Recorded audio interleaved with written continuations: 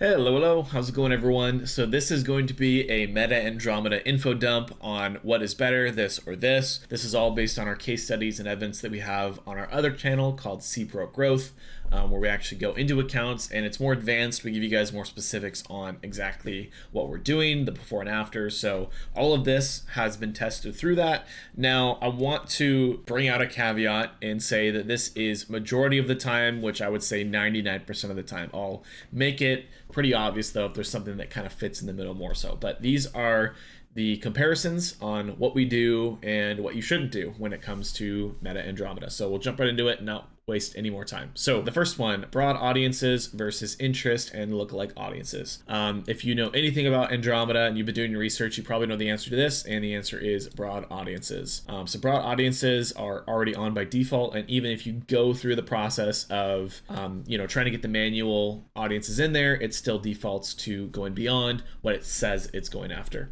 So interest and lookalike audiences are the old way, and that no longer works as well from what we have experienced. The other one, so this is another really good one, and this one will actually kind of answer the next one too. So one ad set per campaign or multiple ad sets per campaign. So ever since the Andromeda update, there is a feature called, or it's a d-duplication feature. And what that means is that if someone sees an ad from one ad set and then another ad set, Meta is going to dedupe it and say, okay, I'm giving credit to ad set 1 or ad set 2. And so what this does is it breaks apart the algorithm and doesn't necessarily allow you to get a clean idea as to exactly what's going on. So the answer is one ad set per campaign. We actually like to have only one ad set per campaign, even in the feeder strategy, just because we want to make sure that we're not sort of training the algorithm to kind of find a pocket and sort of build its own audience up without being able to see how it impacts the entire funnel. Having multiple ad sets causes for a lot of issues when it comes to the deduplication process inside of Andromeda. So the next one, which should be pretty easy, is CBO versus ABO. So you can run ABO, however, like I was saying earlier, it opens you up to a lot more issues that can occur for something like splitting audiences and trying to have the same creative and not really have a strategy behind it. But I like to always have CBO. I don't really run ABO because I want to make sure that I have one ad set per campaign, because we don't want to run into deduping issues. You can run in the feeder strategy, you could run a ABO campaign, but I'm not a big fan of it just because I want to safeguard myself from the potential deduping issues that could occur from one campaign. Doesn't happen too often, and it's one of those things to where if you are properly building the structure out, it's going to function the exact same as CBO. I just want to make things a lot easier, so I like to run CBO over ABO for that reason. Okay, so the other one is edge tag or no edge tag 7-day click, meaning you set the attribution to 7-day click and you do not have edge tagging, so this is what majority of people are on, versus no edge tag, do you run 7-day click, 1-day view, 1-day engage view. So if you do not have edge tag, I always like to run 7-day click, and I do not want to run 7-day click, 1-day view, 1-day engage view. However, if I have filtered data or if I have edge tagging, then I will run the 7-day, 1-day view, 1-day engage view. So yeah. Okay, next one. No edge tag feeder strategy or edge tag feeder strategy. This one should be real easy if you're in the school group.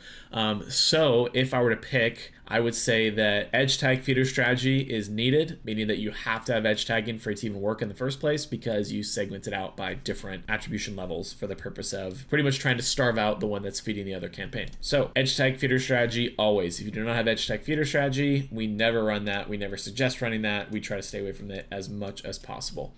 Okay, so this is another one that's also, I would say this one's probably a little bit in the gray area, but I'm going to give you guys what we like to do for the most part. So we like to go for max volume majority of the time. So our goal is to try to not allow or not restrict the algorithm to make sure that we are prospecting as cleanly as possible and we get the clean amount of data, or the cleanest amount of prospecting possible to get the cleanest data possible on users, and not limit the algorithm. However, I will say that cost caps can work. It's sort of like an audience pool and you're just scooping a smaller portion of the pool up.